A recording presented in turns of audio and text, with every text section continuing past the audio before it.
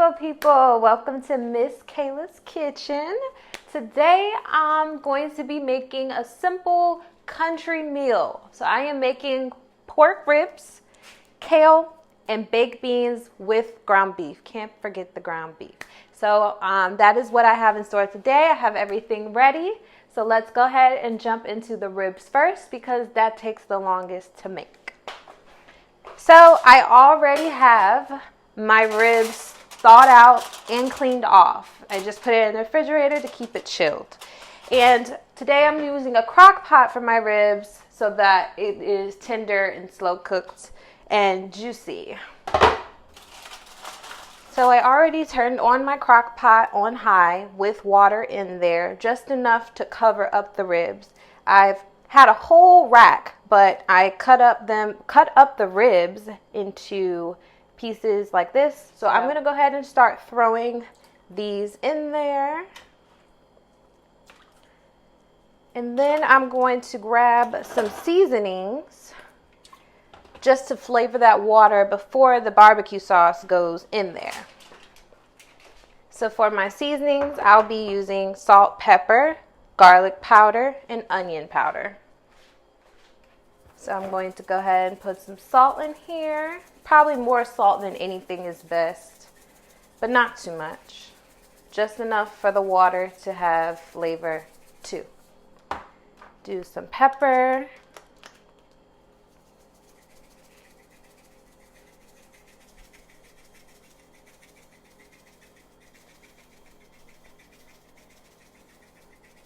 All right, my onion powder.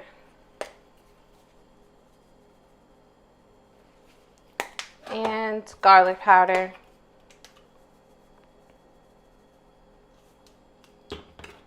And then I have some sweet brown sugar, slow simmered barbecue sauce made by Kraft. So I am going to just put a couple of squeezes in there for that, since this is ultimately how the ribs are going to be tasting.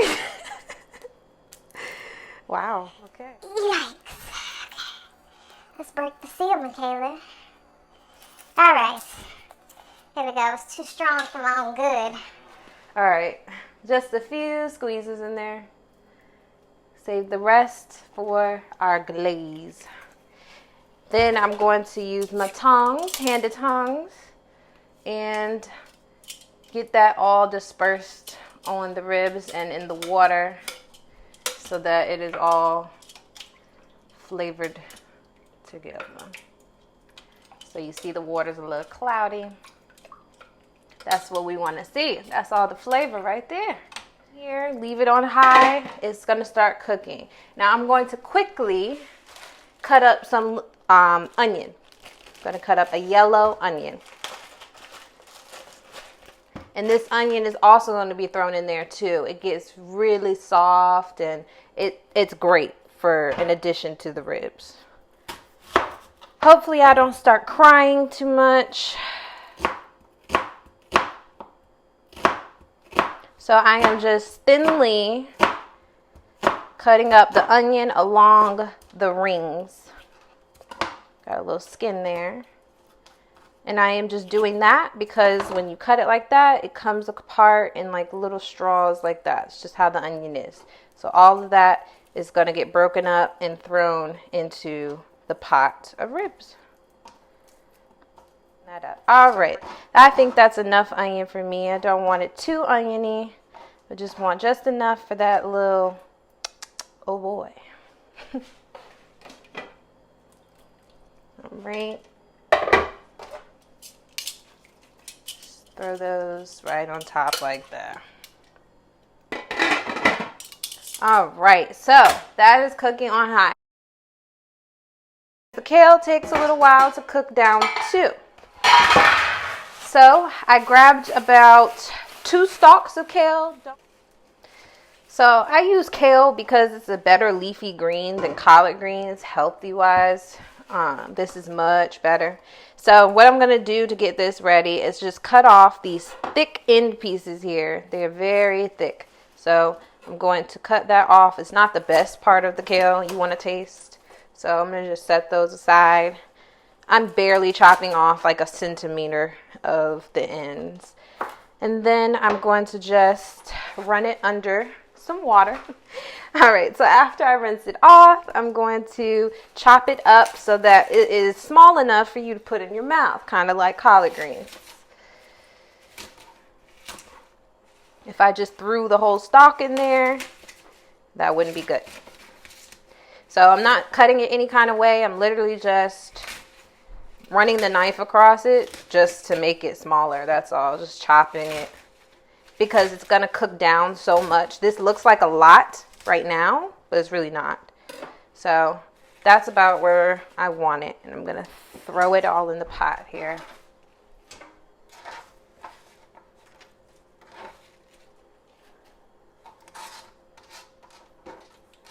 All right.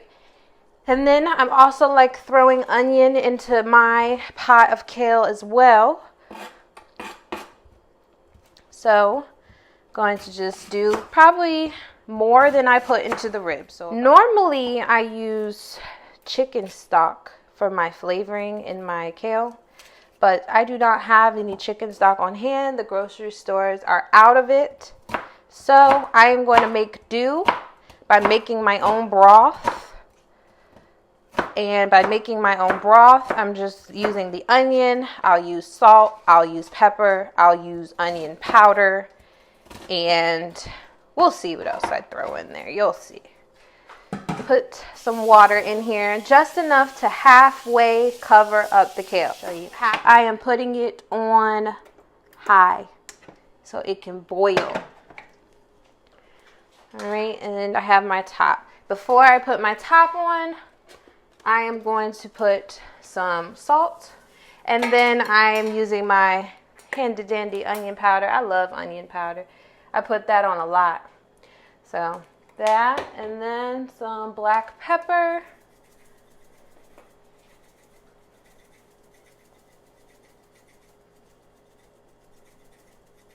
All right.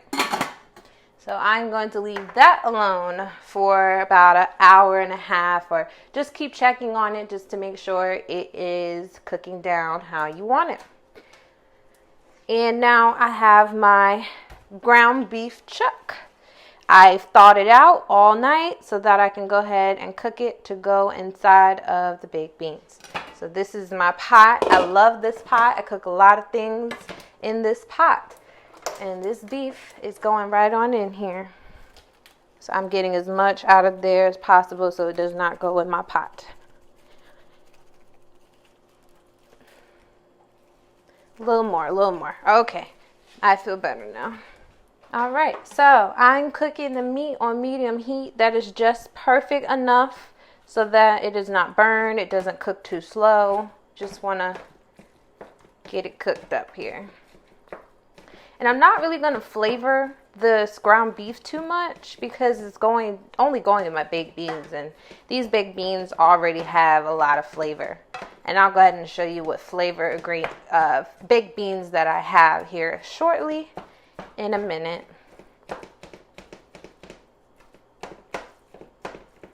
So I'm just chopping up the ground beef just to make sure it's fine and not in big pieces. I don't want it to cook chunky, super chunky. Now I'll go ahead and show you the baked beans I'm using because it's going into this pot here too. So I have home style beans, which is just regular baked beans. It doesn't really have much flavor. It just tastes like baked beans. But these country style beans here have a little bit better flavor, at least in my opinion. So, all right, first can going in the pots. Whew. Requires a lot of muscle work. All right, second can going in. Now,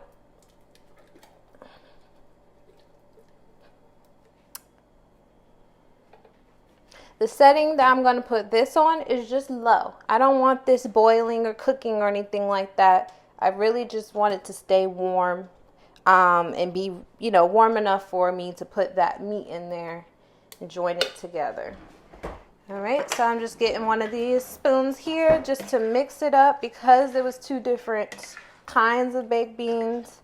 I am just lightly tossing it together to make sure it's not separated and it is combined. Don't want to mash my beans, so not too much stirring.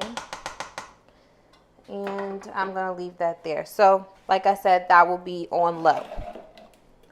We're going to go on a quick commercial break while the kale is cooking, the ground beef is cooking, and the ribs are cooking. We're going to come back, put the ground beef with the baked beans.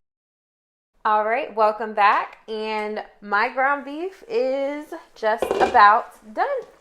So it is a lot of fat in here, a lot of water, grease, things that I don't need. So I have my strainer in the sink ready. I'm just going to chop this up a little more because there are some big chunks in here. All right, before I start straining it, I do just want to give it a little salt just to bring out a little of the flavor of the meat. All right, quickly, we're going to throw it right into the baked beans. All right, so I'm going to stir the baked beans with the meat. And it's already looking pretty good. Smells good too.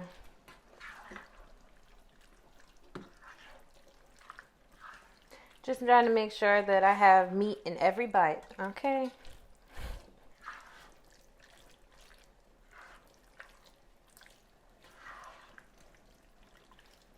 All right, so that is all mixed how I need it. All right, so it's pretty good already by itself, but I would like it to be a little more sweet. It's actually pretty savory. So I'm going to throw a little sugar in there, just a dash. All right, just a little sprinkle, boom. And then I'm going to mix that in there. So I'm going to go ahead and check on the kale. I'm going to cover this up. Again, it's still on low. Oh yeah, my kale is boiling. So if you come on over, you can see. So you can see it's really green. It's cooked down a whole lot from when it was raw, when I first threw it in there. So it has a long way to go though. I don't like it too crunchy. I just want it like just enough to melt in my mouth like collard greens. But I'm going to turn it down just a little bit. So I'm going to take it down to about 7. And you don't want to lift up the top of the ribs because that will let heat out. But if you can kind of see through there, it's still got a long way to go. So we're going to go on another commercial break and we'll be back. Welcome back. So it's been about 3 hours. So we're going to go ahead and check on these ribs. All right, so these ribs are definitely done. You can see my onions are caramelized and looking real juicy. It smells good. You can't smell it, but these ribs are good to go. All right, so what I'm going to do, I'm going to pour a little bit of this water out. All right, so I did that because I want to go ahead and add my sauce and have more of the sauce flavor than water. So I'm going to go ahead and add the whole bottle of sauce, okay?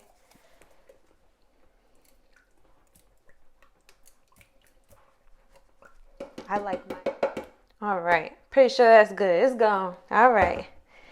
So I'm going to go ahead and mix up the ribs into all this sauce, this goodness. All right, and then I'm going to let that sit. And then let's check on our kale. That's how I like my kale to be. With that being said, the last thing I'm just going to take a look at is the baked beans just to make sure everything's still looking the same. And it is still looking good. So I'm going to make a big giant plate for you.